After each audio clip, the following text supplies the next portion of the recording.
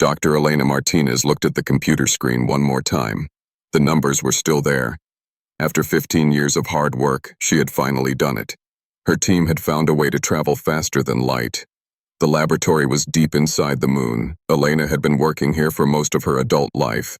The room was filled with machines that hummed and beeped softly. Wires ran everywhere along the walls and ceiling. The air smelled like hot metal and electricity. "Ryan, come look at this," Elena called to her partner. Dr. Ryan Brooks walked over from his desk. His coffee cup was still steaming in his hand. Ryan looked at the screen. His eyes went wide. "Are these numbers real?" "I checked them 5 times, Elena said. "The test worked. We can punch holes through space itself." Ryan sat down hard in his chair.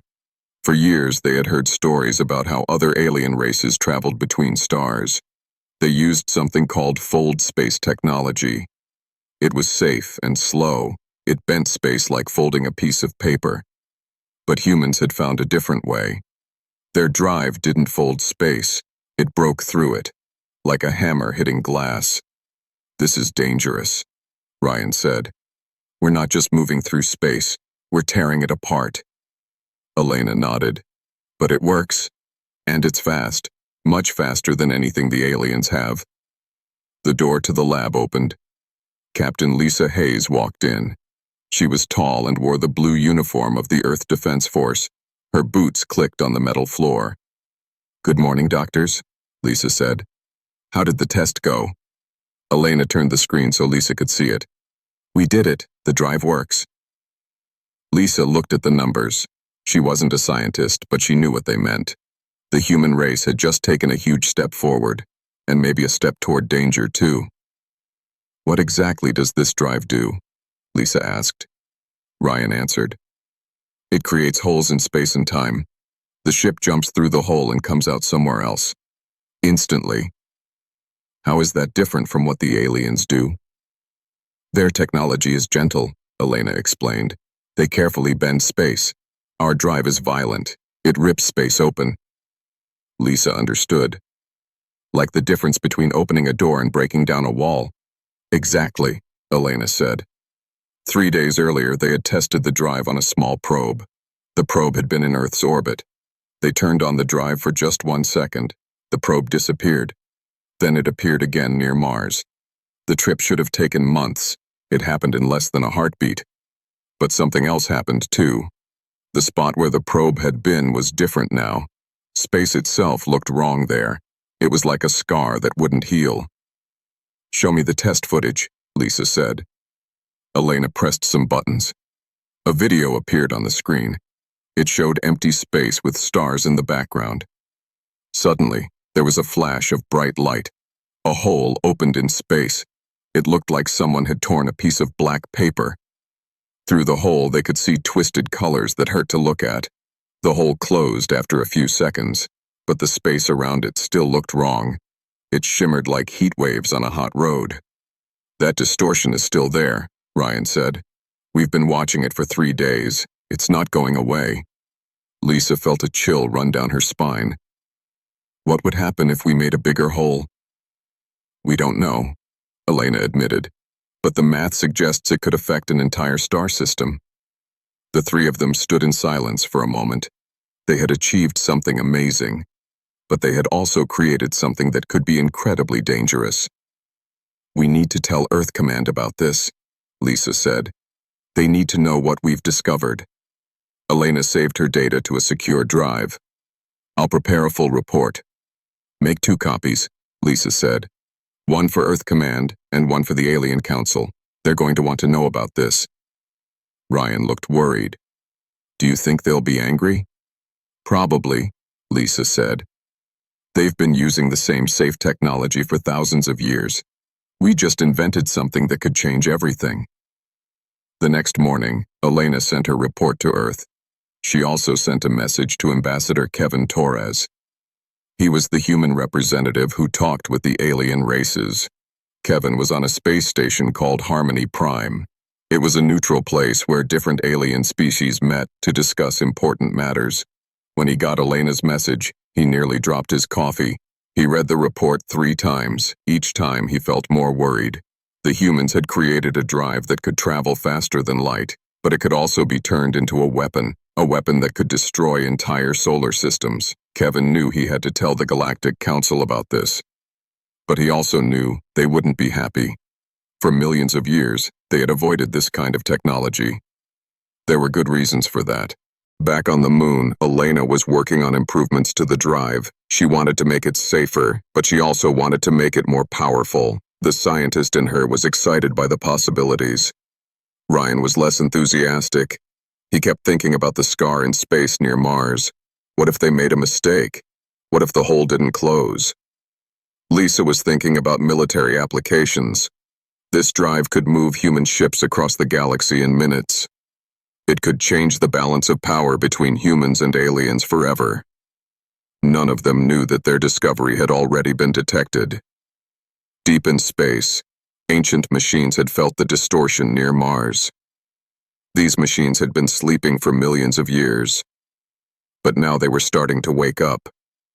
The Galactic Council had rules about this kind of technology, rules that had kept the galaxy safe for a very long time. But humans had never been good at following other people's rules. Elena looked out the window of her lab. She could see Earth in the distance, blue and beautiful. Soon, human ships would be able to reach any planet in the galaxy. They would no longer be trapped in their small corner of space. But with great power came great danger.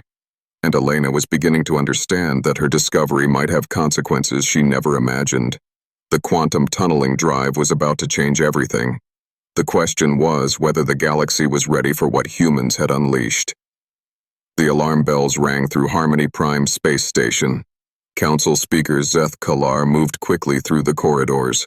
His 6 legs clicked on the metal floor as he hurried to the emergency meeting room. The space station was huge. It had been built by many different alien races working together. Each section looked different. Some parts had high ceilings for the tall bird-like Sarthan. Other parts had thick walls for the rock-eating granites. The human section was small but comfortable. Zeth Kalar entered the meeting room. The other council members were already there. They looked scared and angry. In the center of the room was a large display screen. It showed readings from across the galaxy. "The distortion happened 3 days ago," said High Curator Veltanis. She was one of the oldest Vorthan alive. Her people had been in space longer than any other race. But we only detected it this morning. The screen showed a map of human space. There was a red mark near the planet Mars. The mark pulsed like a heartbeat. "What exactly are we looking at?" asked Commander Thekron of the militant Grex. His people were warriors who valued strength above all else. Veltanis touched some controls. The display changed to show energy readings. "This is a quantum tunneling signature. Someone has punched a hole through space-time itself." The room went quiet. Every species in the council knew what that meant. It was the forbidden technology, the dangerous path that no one was supposed to take. "Are we sure it was the humans?" asked Speaker Zeth Kalar. "The distortion originated in their solar system," Veltanis said. "There is no doubt." Ambassador Kevin Torres sat in the human section of the room. He felt all eyes turned toward him. He was a middle-aged man with gray hair and kind eyes, but right now, he looked very worried. "Ambassador Torres," Speaker Zeth Kalar said, "does your government have an explanation for this event?" Kevin stood up slowly.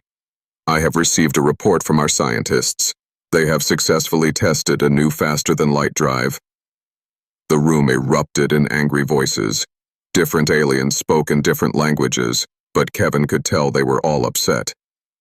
"Silence," Speaker Zeth Kalar called out. The room became quiet again. "Ambassador, do your people understand what they have done?"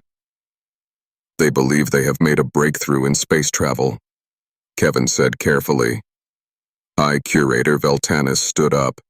She was very old, even for her long-lived people. Her skin was pale blue and covered in scars. "Young Ambassador, let me tell you a story." The display screen changed. It now showed an image of a beautiful solar system with several planets. Cities covered the worlds. Ships moved between them like busy insects. This was the Kethmaran system, Veltanis said, home to 15 billion beings. They were brilliant scientists and engineers. They built wonders that we still cannot understand today. The image changed. Now the system looked dead.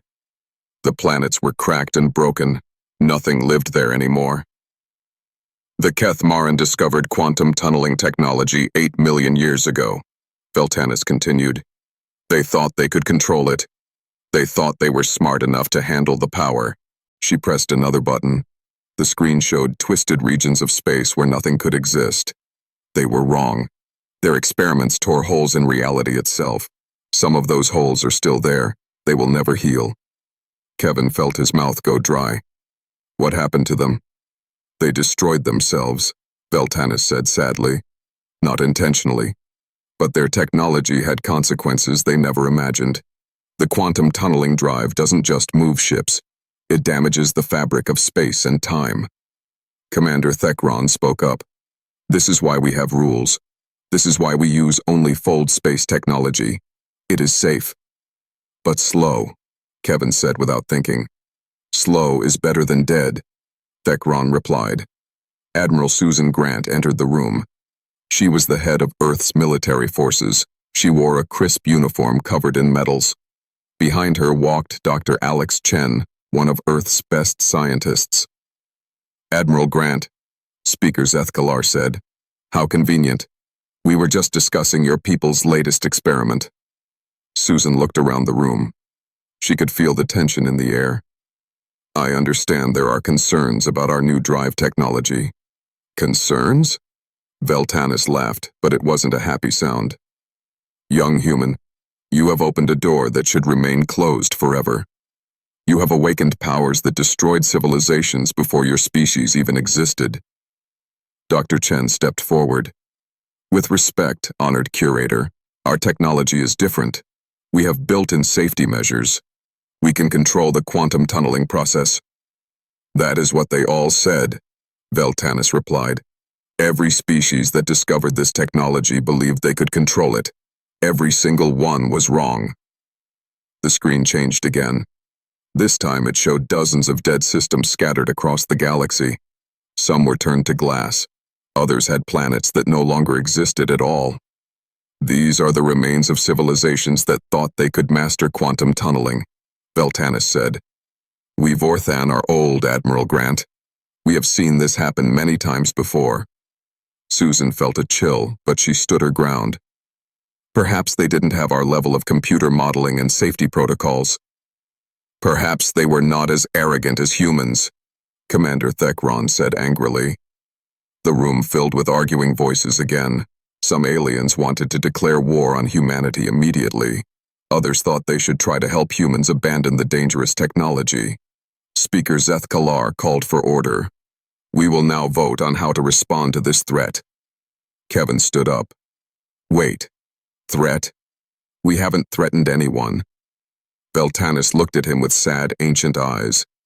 Child, the mere existence of this technology is a threat, not just to you, but to every living being in the galaxy. She pressed more controls. The screen showed a simulation of what could happen if a quantum tunneling drive failed. A hole opened in space and began to grow. It swallowed planets, then stars, then entire star systems. This is what we fear, Veltanis said. One mistake, one malfunction, and whole regions of space could be destroyed forever. Dr. Chen watched the simulation with growing horror. Is this really possible? It has happened before, Veltanis said simply. The council members began to vote. One by one, they chose their response to the human threat. Some voted for immediate military action. Others voted for economic isolation. A few voted to offer help in dismantling the technology. But they all voted for some kind of action against humanity. When the voting was done, Speaker Zethkalar stood up. By unanimous decision, the Galactic Council demands that humanity immediately cease all research into quantum tunneling technology You will destroy all existing drives and surrender all research data to Council oversight. And if we refuse, Admiral Grant asked. Then you will be considered a threat to galactic security, Zethkalar said. We will take whatever steps are necessary to protect the galaxy from your dangerous experiments. Kevin and Susan looked at each other. They both knew what this meant. The Council was threatening war if humanity didn't give up their greatest breakthrough. We need time to discuss this with our government, Kevin said. You have 72 hours, Speaker Zethkalar replied. After that, we will assume you have chosen the path of conflict. As the meeting ended, Veltanis approached the human delegation. I hope you make the right choice, she said quietly. I have lived long enough to see what happens when civilizations choose power over wisdom. Admiral Grant looked at the old alien. What if we could prove our technology is safe? What if we could show you that we've solved the problems that destroyed those other civilizations? Veltanis shook her head. Child, that is what they all believed, and they were all wrong. As the humans left the meeting room, they carried with them an ultimatum that could change the course of human history. Give up their greatest achievement or face the combined might of the Galactic Council. Neither option seemed acceptable, but in 72 hours, they would have to choose. Captain Jake Morrison stood on the bridge of the UES Horizon. The ship was the newest and most advanced vessel in the human fleet. It was also the first ship built specifically to carry the quantum tunneling drive. The bridge was quiet except for the soft hum of computers. Jake looked out the main window at the stars. Somewhere out there, the Galactic Council was waiting for humanity's answer to their ultimatum. Captain, said Lieutenant Commander Amy Foster from her position at the drive controls. All systems are ready for the demonstration. Jake nodded. The Earth government had made their choice. They would not surrender the quantum tunneling technology. Instead, they would show the Council that humans could control this power safely. Chief Engineer Pete Collins spoke up from his station. Sir, the energy levels are stable. The new safety systems are all online. Dr. Elena Martinez was also on the bridge. She had insisted on being present for this historic moment. Captain, the modifications I made should prevent any uncontrolled rifts. The drive will only create temporary holes that close automatically. Jake had read Elena's reports. She had spent the last month improving the drive based on the Council's warnings. The new version was much safer than the prototype that had been tested near Mars. Communications. Patch me through to the Council observation fleet, Jake said. Channel open, sir, replied the communications officer. Council observers, this is Captain Morrison of the UES Horizon. We are ready to begin the demonstration. High Curator Veltanis responded from her ship. Understood, Captain Morrison. We are maintaining our position at maximum safe distance. Jake almost smiled at that. The Council ships were positioned far away from the test area. They were clearly taking no chances. Dr. Martinez, Jake said, give me a final status report. Elena checked her instruments one more time. All safety protocols are active. The quantum field generators are operating within normal parameters. The containment system is holding steady. Jake took a deep breath. This demonstration would either prove that humans could handle dangerous technology responsibly, or it might start a war with the entire galaxy. All stations, prepare for quantum jump, Jake announced. The crew worked quickly at their stations. The Horizon was currently at the edge of the Kepler 442 system. This system had been abandoned for centuries. No one lived here anymore. It was the perfect place for a dangerous test. Drive systems online, Amy reported. Energy levels at maximum, Pete added. Safety systems confirmed, Elena said. Jake sat down in his command chair. Begin the demonstration.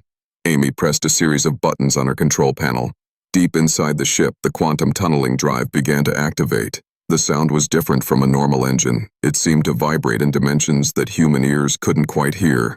On the main screen, Jake could see space itself beginning to change. Reality looked like it was bending and twisting. Colors that had no names appeared in the darkness. Quantum tunnel forming, Elena announced. All readings are within safe parameters. A hole opened in front of the ship, but this hole was different from the one that had appeared during the first test. This hole had smooth edges and swirled with controlled energy. It looked dangerous, but it also looked contained. Jump in 3, 2, 1. Engage. The horizon shot forward into the quantum tunnel. For a moment, the crew felt like they were falling through a kaleidoscope made of lightning. Then, suddenly, they were somewhere else. Jump complete, Amy reported. We are now on the far side of the system. Jake looked at the navigation display. They had traveled from one end of the Kepler 442 system to the other in less than 5 seconds. With normal drives, the trip would have taken weeks. All systems report normal, Pete said. No damage to the ship. And the tunnel? Jake asked. Elena checked her sensors. It closed completely after our passage. No residual distortion detected. Jake felt a surge of pride. They had done it. They had proven that the quantum tunneling drive could be used safely. Communications, contact the Council fleet, Jake ordered. Channel open, sir. Council observers, this is Captain Morrison. The demonstration jump is complete. We traveled across the entire system in 4.7 seconds with no adverse effects. There was a long pause before Veltanis replied. We detected the tunnel formation enclosure. The readings are unexpected. How so? Jake asked. Your tunnel was stable, Veltanis said, and Jake could hear the surprise in her voice. The quantum field remained coherent throughout the jump. This should not be possible. Dr. Martinez leaned toward the communication panel. Hi, Curator. This is Dr. Martinez. I developed new containment algorithms based on theoretical work by human mathematician Dr. Sarah Mitchell. The key was understanding quantum foam interactions at the Planck scale. Another voice came over the radio. It was Commander Thekron. Human scientist, show us your equations. Elena transmitted her mathematical formulas to the Council ships. There was another long silence as the alien scientists studied the data. These calculations are... Veltanis paused. They are elegant, and they appear to be correct. Jake felt hope rising in his chest. Maybe the Council would see that humans had solved the problems that had destroyed other civilizations. But then Elena's instruments began beeping urgently. Captain, she said, her voice filled with concern. I'm detecting something unusual. There are energy readings coming from deep space. What kind of readings? Jake asked. Elena worked frantically at her console. I'm not sure. The energy signatures are unlike anything in our database, and they're getting stronger. On the main screen, the star field began to change. New points of light appeared in the distance, but these weren't stars. They were moving. Captain, said the sensor operator, I'm detecting multiple large objects approaching our position. They're traveling faster than light, but not using fold space technology. Jake felt his blood turn cold. How many objects? At least 50, maybe more. They're huge, sir. Each one is larger than our biggest space stations. Veltanis's voice crackled over the radio. Human captain, you must leave that system immediately. What you have awakened should never have been disturbed. What are those things? Jake demanded. Guardians, Veltanis replied, and her voice was filled with ancient fear. Automated defense systems left behind by the first civilization. They have slept for millions of years, but your quantum tunnel has awakened them. Elena stared at her readings in horror. Captain, the energy signatures from those objects match our quantum tunneling drive. They're using the same technology. That's impossible, Jake said. We just invented this technology. No, Veltanis said sadly. You rediscovered it. The first civilization created the quantum tunneling drive eons ago, but they also created guardians to destroy anyone else who learned to use it. The approaching objects were now visible on the main screen. They looked like massive mechanical spiders made of dark metal and crackling energy. Ancient symbols covered their surfaces, glowing with malevolent power. All ships, retreat to minimum safe distance, Jake ordered. But even as he gave the command, he knew it might be too late. The Guardians had detected the quantum tunnel signature. After millions of years of sleep, they were awake and ready to fulfill their original purpose: eliminate any civilization that developed forbidden technology. Council fleet, do you copy? Jake called out. We copy, Captain Morrison, Veltanis replied. And we are already retreating. These Guardians will not stop with your ship. They will follow the quantum signature back to your home world.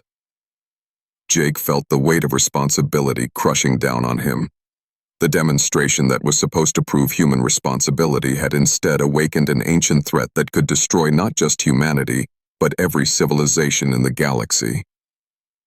Dr. Martinez, Jake said urgently, can we stop them? Elena was already working on the problem. I don't know, but we have to try. If these guardians reach inhabited systems... She didn't need to finish the sentence. Everyone on the bridge understood the implications. The quantum tunneling drive had given humanity the power to travel across the galaxy in seconds, but it had also awakened guardians that had the power to destroy them all. The demonstration was over. Now the real test would begin. Very quantum tunneling drive in human space. Plus, the Council would have to modify their ships to generate compatible quantum fields. Nathan saw the problem immediately. The Council doesn't trust our technology. They think it's too dangerous. Then we'll have to prove them wrong, Ryan said. Again. A new alarm sounded in the lab. Rachel checked her sensors and her face went pale. Guardian construct detected. It's heading for the Sol system. How long until it arrives? Nathan asked. At its current speed. 18 hours. Nathan opened a communication channel to Earth Command. This is General Parker. Implement Defense Protocol 7 immediately. All civilian ships are to evacuate to safe distance. He turned back to Ryan and Rachel. You two have 18 hours to figure out how to stop that thing. I'll handle the politics with the Council. As Nathan left the lab, Ryan and Rachel went back to work with new urgency. Somewhere in the ancient data was the key to defeating the Guardians. They just had to find it before humanity's homeworld was destroyed. Meanwhile, on Harmony Prime Station, an emergency council session was in progress. High Curator Veltanis stood before the assembly, her ancient voice carrying the weight of millions of years of history. The situation is worse than we first believed, she announced. The Guardians are not just targeting the humans. They are beginning a complete galactic sterilization. Commander Thekron slammed his fist on his desk. This is why we have rules. This is why quantum tunneling technology is forbidden. The humans didn't know, Ambassador Kevin Torres said. They couldn't have known about the Guardians. Ignorance is not an excuse, Thekron replied. Their arrogance may have doomed us all. Veltanis raised her hand for silence. Blame will not save us now.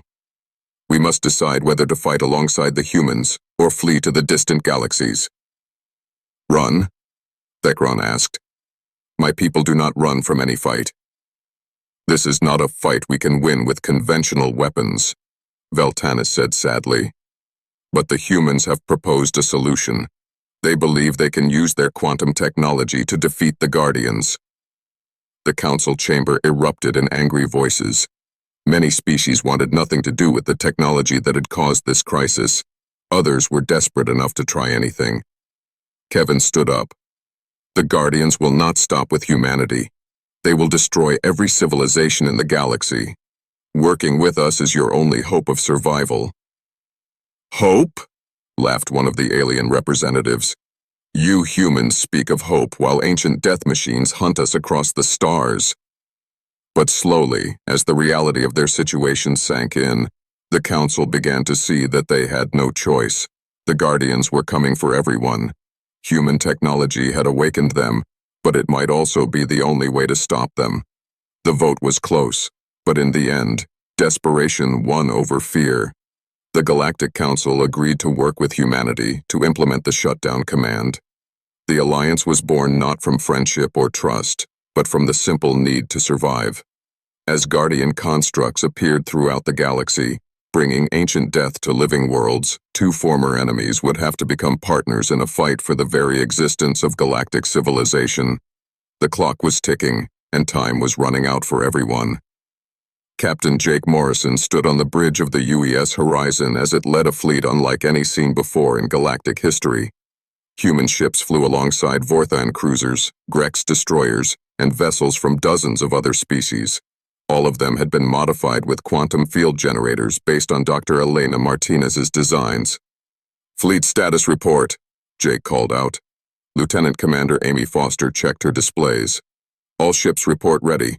We have 43 vessels in the combined fleet.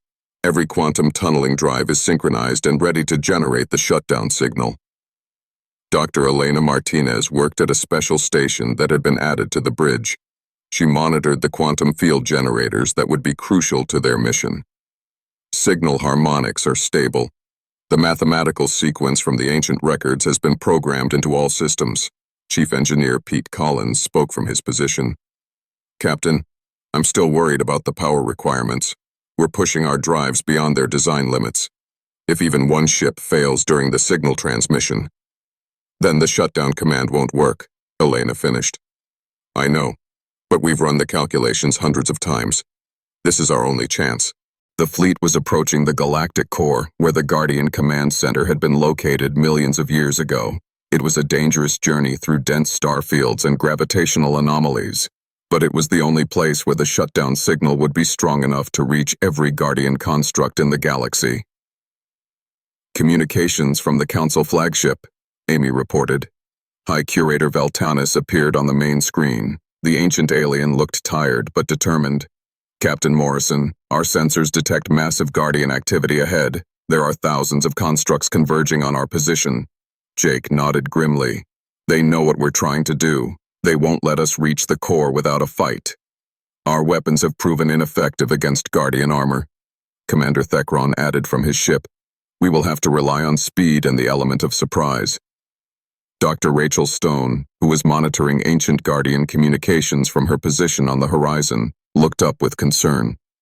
Captain, I'm detecting increased chatter between the Guardian constructs. They're coordinating a defense of the core region. How long until we reach the transmission point? Jake asked. Elena checked her calculations. 18 minutes at current speed, but the Guardians will intercept us in 12. Jake made his decision. All ships, prepare for combat, weapons free. Our job is to protect the drive ships long enough to transmit the shutdown signal. The first Guardian constructs appeared on the sensor screens like metallic nightmares. They were enormous, each one the size of a small city. Their dark hulls were covered in quantum weapons that could dissolve matter at the atomic level. Here they come, Amy announced. The battle began with brilliant flashes of light as both sides opened fire. Human plasma cannons and alien energy weapons struck the Guardian hulls but barely scratched their armor. In return, the Guardian quantum weapons reached out like fingers of death, touching ships and turning them to cosmic dust. We've lost the Vorthan cruiser Eternal Wisdom, the communications officer reported. The Grex destroyer Warrior's Pride is heavily damaged. Jake gritted his teeth. Good people were dying to give them a chance to reach the core. All ships, maintain formation. We have to get through. The fleet pushed forward through waves of Guardian attacks. More ships were lost, but the survivors pressed on toward their target. The galactic core grew larger on their screens, a dense cluster of ancient stars that had witnessed the rise and fall of countless civilizations. We're at the transmission point, Elena announced. All ships need to stop and form the signal array. Fleet, this is Morrison, Jake broadcast. All stop, form up for signal transmission. The surviving ships arranged themselves in a complex pattern around a massive black hole at the center of the galaxy. The gravitational forces here would amplify their signal and send it to every corner of galactic space. Quantum drives are synchronized, Elena reported, beginning signal generation in 30 seconds. But the Guardians weren't finished. More constructs appeared from quantum tunnels surrounding the Allied fleet. These Guardians were different from the others. They were larger and more heavily armed. Those are command units, Rachel said, studying her readings. They're the Guardians that control all the others. Signal transmission in 10 seconds, Elena announced. The command Guardians opened fire with weapons more powerful than anything seen before. Beams of twisted space-time lanced out toward the fleet. Ships that were hit didn't just explode, they were erased from existence entirely.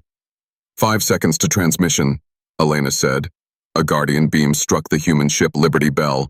The vessel simply vanished, taking its crew and its quantum drive with it. We've lost signal coherence, Elena said desperately. Without that ship, the pattern won't work. Then we improvise, Jake said. He turned to Pete Collins. Can you boost our drive output to compensate? Pete's hands flew over his controls. I can try, but it might overload our entire system. Do it. Signal transmission beginning now, Elena announced. The combined fleet released a pulse of quantum energy unlike anything ever seen. The signal raced outward from the galactic core at speeds that exceeded light itself. It carried within it the ancient shutdown command that had been programmed into every Guardian construct billions of years ago. But the command Guardians fought back. They directed their weapons at the source of the signal, trying to disrupt it before it could spread. Signal strength dropping, Elena reported. They're interfering with the transmission. Jake made a desperate decision. All ships, route power from life support to the quantum drives. Everything we have. Sir, that will leave us with only minutes of breathable air, Amy warned. Then we better hope this works quickly, Jake replied. The signal strength increased as every ship in the fleet sacrificed its life support systems. The quantum pulse fought against Guardian interference, racing across the galaxy to reach constructs that were attacking inhabited worlds. On the bridge, the crew began to feel the effects of failing life support. The air grew thin and cold, but they held their positions, maintaining the signal that might save galactic civilization. Signal has reached the outer rim, Elena reported weakly. Guardian constructs throughout the galaxy are receiving the shutdown command. One by one, the Guardian constructs around the fleet began to power down. Their weapons went silent. Their quantum drives stopped working. After millions of years of deadly purpose, they were finally obeying their original programming to deactivate. It's working, Rachel whispered. The Guardians are shutting down everywhere. The last command Guardian fired one final shot at the horizon before its systems went dark. The beam struck the ship's quantum drive, causing massive explosions throughout the engine section. Drive containment failure, Pete reported. We're losing quantum cohesion. Emergency shutdown of all systems, Jake ordered. Prepare for evacuation. But the evacuation wasn't necessary. As the last Guardian went silent, the immediate threat was over. Emergency power restored minimal life support throughout the fleet. The survivors had won, but at a terrible cost. Of the 43 ships that had entered the battle, only 19 remained. Thousands of crew members from dozens of species had given their lives to save the galaxy. High Curator Veltanis contacted the horizon from her damaged ship. Captain Morrison, sensor sweeps confirm that all Guardian activity has ceased throughout the galaxy. The shutdown signal was successful. Jake slumped in his command chair, exhausted but relieved. Then it's over. No, Veltanis said thoughtfully. It is just beginning. In the weeks that followed, the galaxy changed in ways that no one had expected. The shared sacrifice had created bonds between species that had never trusted each other before. The Galactic Council invited humanity to take a leading role in galactic affairs. Dr. Elena Martinez became the head of a new joint research project to develop safer space travel technologies. Her quantum tunneling drive was modified with additional safeguards to prevent future Guardian awakenings. The scars left by the Guardian War would take generations to heal. Entire star systems had been damaged by space-time rifts. Billions of lives had been lost. But the galaxy had survived, and it had learned an important lesson about the dangers of unchecked technology. Captain Jake Morrison was promoted to admiral and put in charge of the new Galactic Defense Force. His first order was to establish monitoring stations throughout the galaxy to watch for signs of other ancient threats. But perhaps the most important change was in how the different species viewed each other. The crisis had shown that when faced with extinction, the galaxy's peoples could work together despite their differences. Human technology had awakened an ancient danger, but human courage and ingenuity had also defeated it. The quantum tunneling drive that had nearly destroyed the galaxy became the foundation for a new age of exploration and cooperation. Dr. Elena Martinez often looked back at that first test near Mars and wondered what would have happened if they had chosen differently. But she also knew that hiding from dangerous knowledge was not the human way. Humanity's greatest strength had always been their willingness to take risks and face the unknown. The galaxy was safer now, but it was also more united, and somewhere in the vast darkness between the stars, new discoveries waited for those brave enough to seek them out. The age of the Guardians was over. The age of galactic civilization had just begun.